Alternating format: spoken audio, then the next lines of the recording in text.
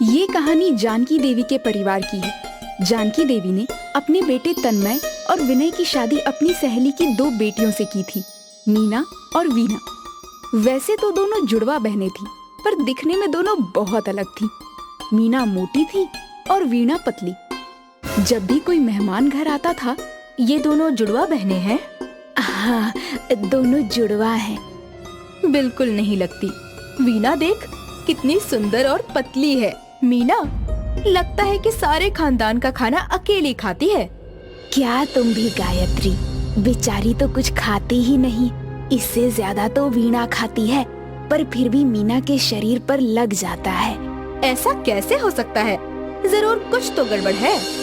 गड़बड़ क्या है ये तो नहीं पता, पर मेरी मीना है बहुत अच्छी। मीना अकेली घर का सारा काम करती थी, साथ ही सबका ख्याल भी रखती थी। ये लो तुम्हारे पकौड़े, तुम्हारा डोसा, और माँ जी आपकी चाय। तू नहीं होती तो क्या होता हम सबका। लेकिन मैं तो हूँ ना। हाँ है, और तू बहुत अच्छी है। मीना परिवार के सभी सदस्य के साथ बहुत खुश थी। फिर अचानक मीना और वीना की दादी सास उनके घर आई। अरे जानकी, माँ जी आप यहाँ अचानक? क्यों नहीं आ सकती? ये मेरा घर नहीं है। मैंने ऐसा कब कहा? तेरे बोलने का मतलब तो यही था जानकी। नहीं माँ जी, आप गलत समझ रही हैं। मैं सब सही समझती हूँ, समझी? अब मैं अंदर आऊँ या वापस लौट जाऊँ? आइए आइए, मीना वीना आओ, ये तुम्हारी दादी सास है। मीना वीना दोनों आशीर्वाद लेने के लिए आ गए। दोनों ने नीचे झुकने की कोशिश की। इतना खा लिया है कि नीचे झुका भी नहीं जा रहा है तुमसे। कम खाया कर बहू, खा खा के तूने शरीर सुजा लियो है। अब और मोटी हो गई तो मैंने अपने पोते का दूसरा ब्याह करवा लूंगी। माँ जी क्या आप भी ना बेचारी बच्ची को डरा रहे हो? मैं डरा नहीं रही हूँ, बता रही हूँ।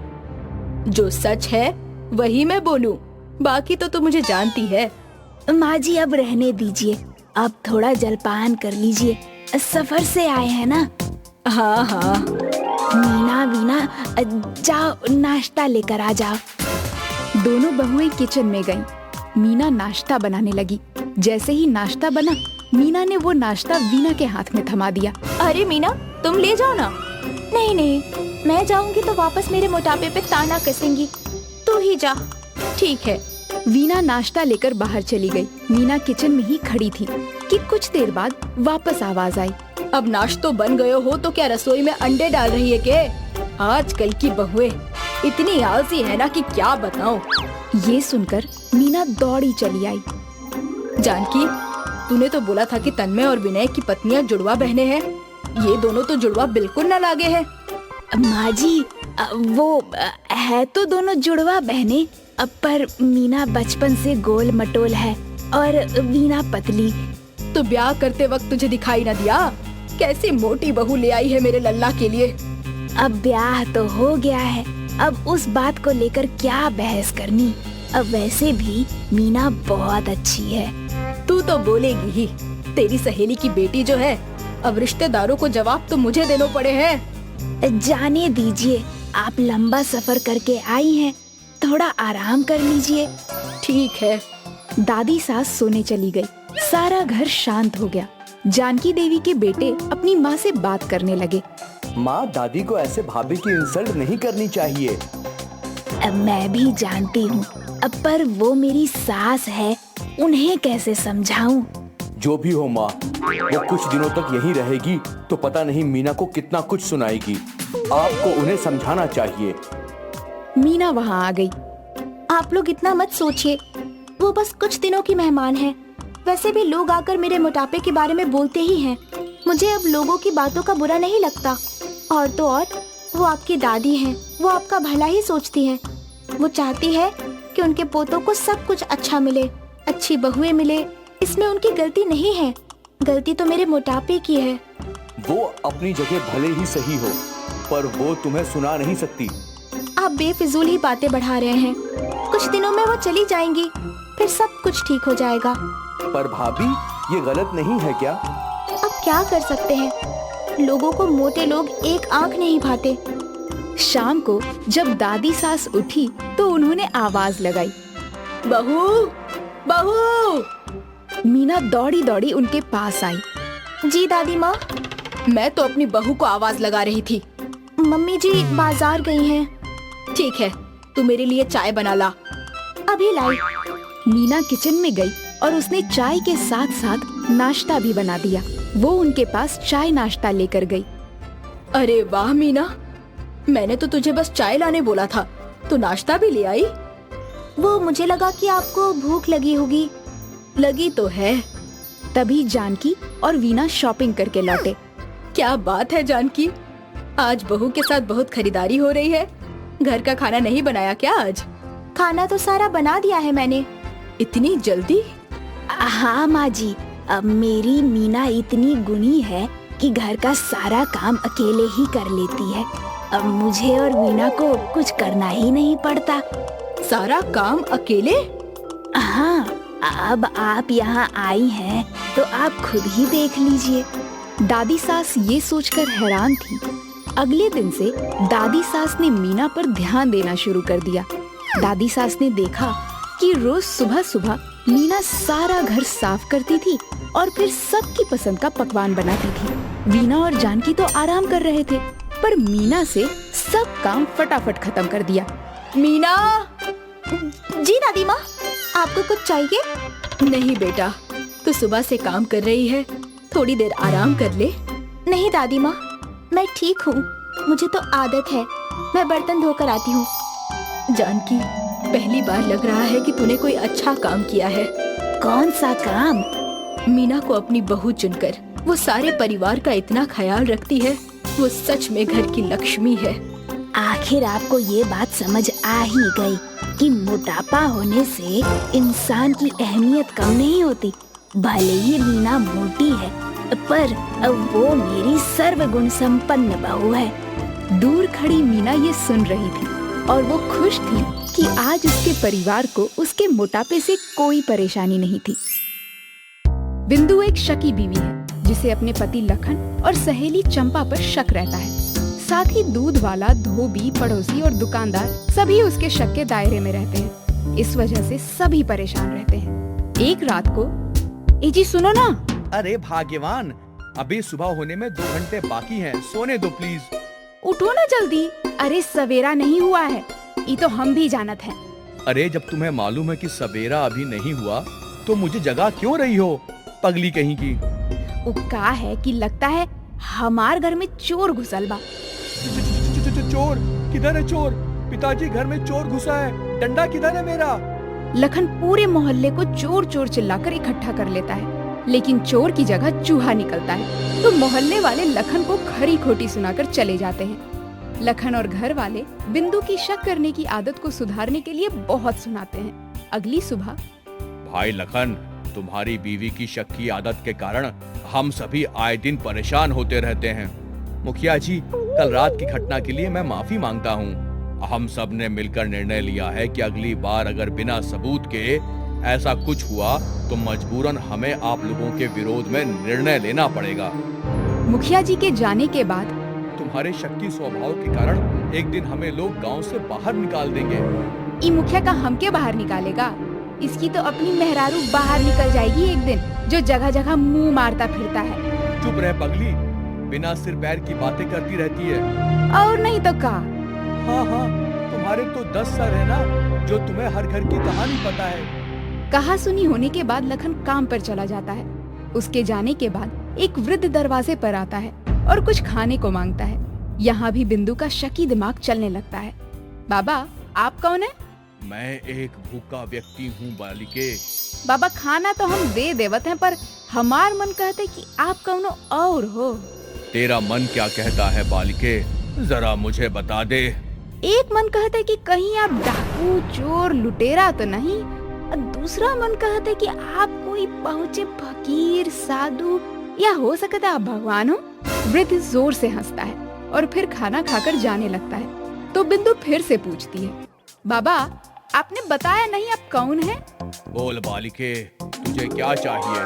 छोड़ो बाबा, आप भगवान थोड़े ही हैं जो हम वर मांगे और आप तथास्तु कह दो। तू मांग तो बालिके। ठीक है बाबा, सब हमके सक्की बोलत है, पर का करें।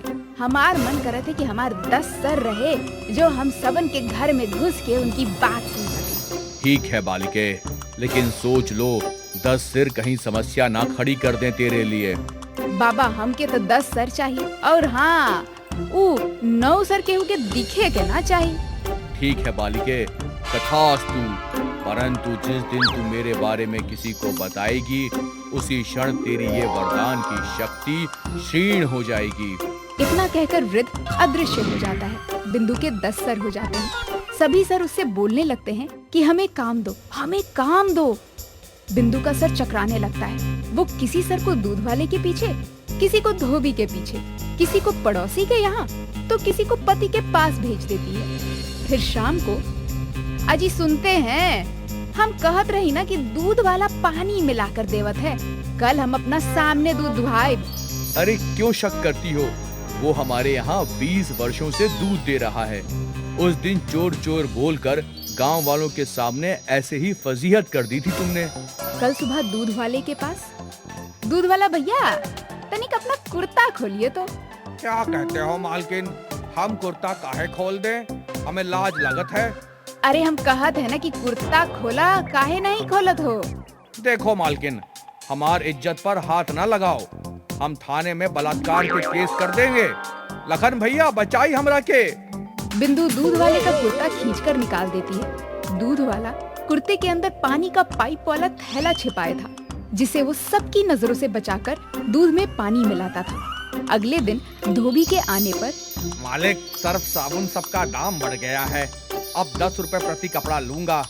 अच्छा भैया, पहले ये बताइए कि कपड़वा 10 दिन के बाद काहे देत हो? मालकिन, कई दिन से धूप नहीं निकला है।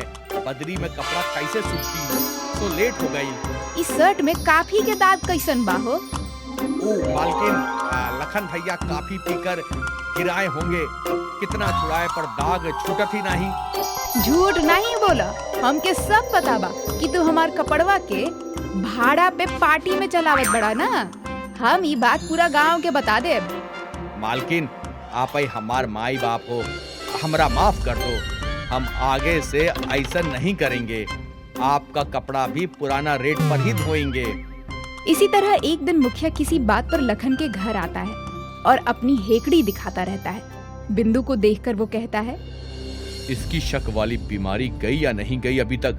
अगर चली गई हो तो अच्छा है, नहीं तो एक दिन गांव से निकलवा देगी। अच्छा, तुम जो खेत में बसमतिया के साथ गुलछर्रे उड़ावत हो, जाकर मुखिया इनके बता देव ना, तो देखत है गांव से निकली और के आपन घर से। मुखिया सकपकाकर उठकर भाग जाता है। इसी तरह पूरे गांव में हल्ला हो जाता है कि बिंदु पर देवी आई है और वो सब कुछ जानती है। अब हर दिन उसके घर के बाहर लाइन लगने लगती है। किसी को भुलाए बच्चे के बारे में पूछना है, तो किसी को चोरी के बारे में, किसी को अपनी पत्नी के बारे में, तो कोई अपने पति के संबंध के बारे में पूछती है। फिर एक दिन, लखन तुम ही हो? जी साहब। ये लाइन क्यों लगवा रखी है? तुम्हें अंधविश्वास फैलाने के जुर्म में 6 महीने के लिए अंदर कर दूंगा तुम्हें। माई बाप, ये लोग अपने से आते हैं, हम किसी को नहीं बुलाते। वो सब मैं नहीं जानता। बिना रजिस्ट्रेशन के गैर कानूनी रूप से तुम ये सब धंधा कर रहे हो। अरे लखन, कुछ ले देकर साहब को विदा करो। 10,000 रुपए लेकर दरोगा चला जाता है और साथ में कहकर जाता है कि 3 दिन के बाद फिर 10,000 रुपए लेकर तैयार रखना। बिंदु अपना एक सर दरोगा के यहाँ भेज देती है। 3 दिन बाद, लखन, अरे ओए लखन, ये जमावड़ा अभी तक क्यों नहीं हटाया? लगता है 6 महीने के लिए अंदर ही करना पड़ेगा तुझे। दरोगा बाबू, ई धमकी के हुआ और के दिहा? अब ये ना मेहरारू से पीट के आयल हवा। और बताई, गाँव वालन के मंदिर के मूर्ति चोर से भी कमीशन ले ले बड़ा ना। और इंस्पेक्टर साहब के जाके बताई कि उनका बीवी के साथ का संबंध बा। इतना सुनते ही दरोगा हड़बड़ाकर भाग जाता है। लेकिन लखन जिद ठान कर बैठ जाता है कि बिंदु को ये सब पता चला कैसे। बिंदु हार कर बताती है कि कैसे उसने ना दिखने वाले 10 सिर प्राप्त किए हैं। उसी क्षण उसकी 10 सिर वाली शक्ति भी विलीन हो जाती है। ऋषभ कोलकाता में नौकरी करता था। वो हर शनिवार की रात को बर्धमान आता था। अभी नई नई नौकरी थी, इसलिए पत्नी को अपने साथ भी नहीं रख सकता था। उनकी शादी को 2 साल हो गए थे। वैसे भी अम्मा ने पहले ही कह दिया था, शादी का मतलब ये नहीं है कि आते ही लेकर परदेश चले जाओ। अभी हमारे पास ही रहने दो, कुछ तौर तरीके सीख लेगी फिर ले जाना। रविवार का दिन था। मौली घर की सफाई में लगी थी। सासू जी पार्वती की आवाज आई, अरे बहू, जरा ये अचार का मर्तबान धूप में रख देना। मर्तबान उसके हाथ से फिसल गया और टूट गया। इसी बात पर अम्मा ने उसको इतनी खरी खोटी सुनाई कि रो रो कर उसकी आंखें सूज गई। ऋषभ मौली को रोते हुए देख रहा था, पर कुछ बोलने की हिम्मत नहीं हो रही थी। वो बेचारी सुबह से ही लगी हुई थी। उसकी ननद रमा आई थी। रमा अम्मा के पास बैठकर अपनी परेशानियों का रोना रो रही थी। तभी बाबूजी आ गए। अरे भाई, कहाँ हैं सब लोग? नाश्ता वास्ता मिलेगा कि नहीं? सब लोग उठकर बाहर आ गए। बहुत भूख लगी है, जल्दी नाश्ता ला दो। बस अभी लाई। सबने मिलकर नाश्ता किया। मौली आज सुबह से ही काम में लगी हुई है। आज खाना बाहर से मंगवा लेते हैं। अरे क्यों बाहर से मंगवा लो, इतना भी कौन सा भारी काम कर लिया इसने। चलो हटो, मैं बना दूंगी। मैं बना तो रही हूँ।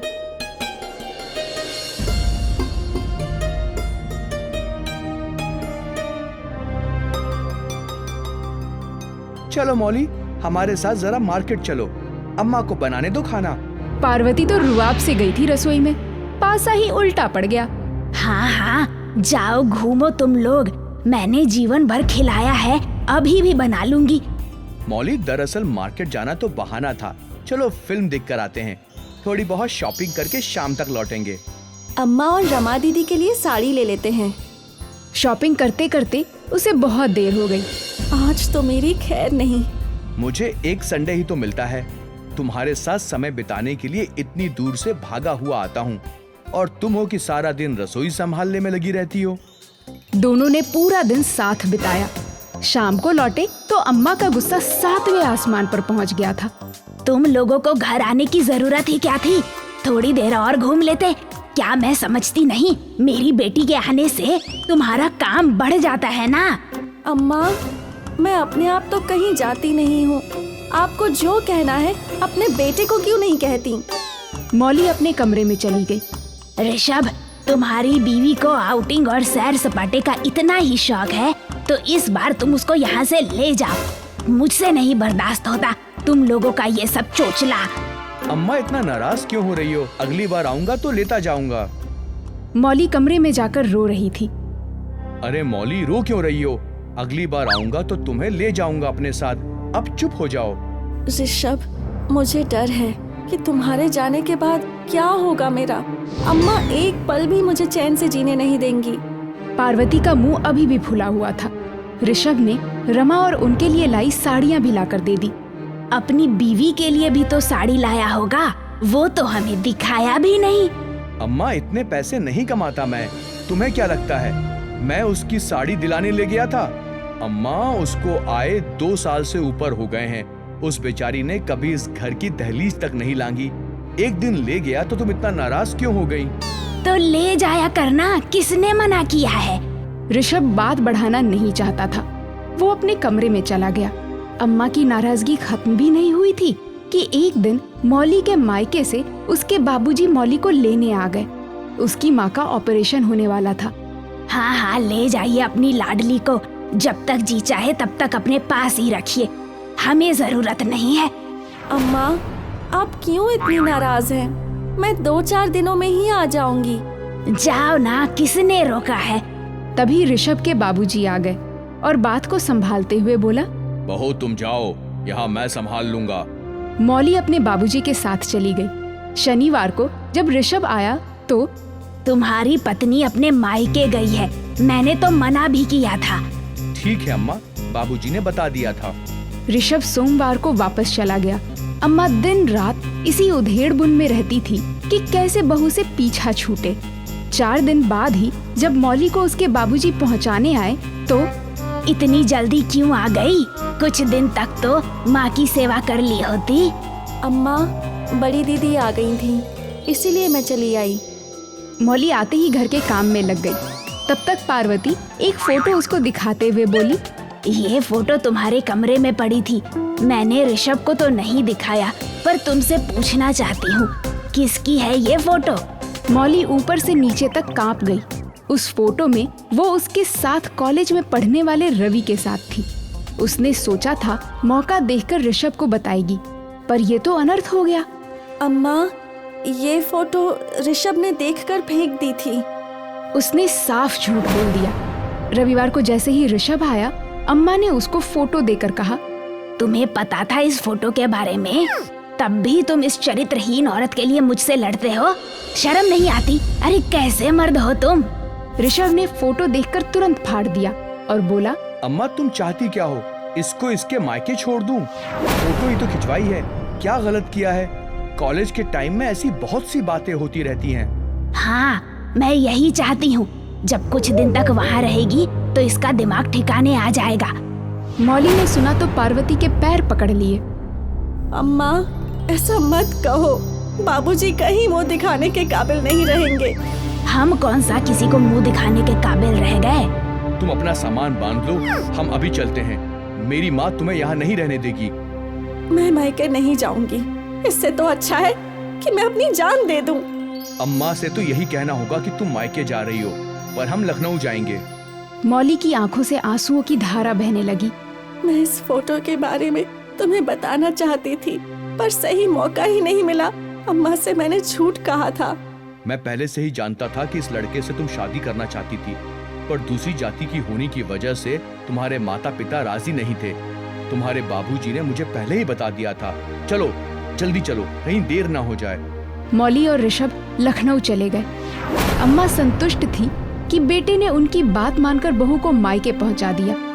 कुछ महीनों तक ऋषभ छुट्टियों में घर नहीं आया। कुछ दिनों से बाबूजी की तबीयत खराब चल रही थी, तो अम्मा ने चिट्ठी लिखकर खबर भिजवाई। ऋषभ आया और बाबूजी को अपने साथ ले गया। अरे बेटा, इसी चिंता में मैं बीमार हो गया था कि बहू कब तक अपने मायके रहेगी। औरत ही औरत की दुश्मन होती है। तुमने बहुत अच्छा किया जो इसे वहाँ से ले आए। बाबूजी, मैं कुछ भी करके अम्मा को खुश नहीं कर पाई। बेटा, कुछ लोग सिर्फ अपने बारे में ही सोचते हैं। उनको बेटे बेटियों या किसी के दुख सुख से कोई लेना देना नहीं होता।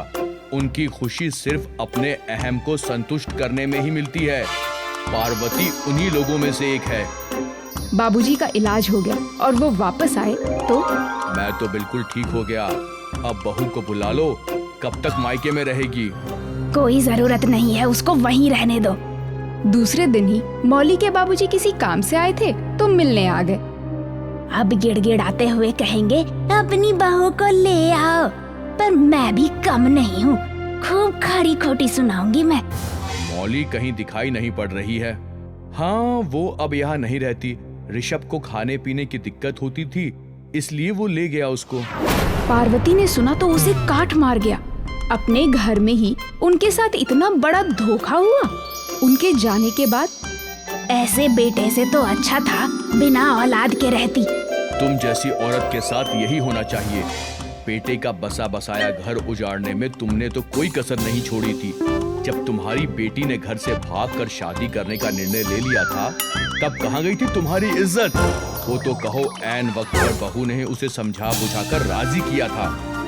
पीछे पीछे ऋषभ और रमा भी आ गए थे। पार्वती की सारी हठें खत्म हो चुकी थी। उनका सिर शर्म से झुक गया था।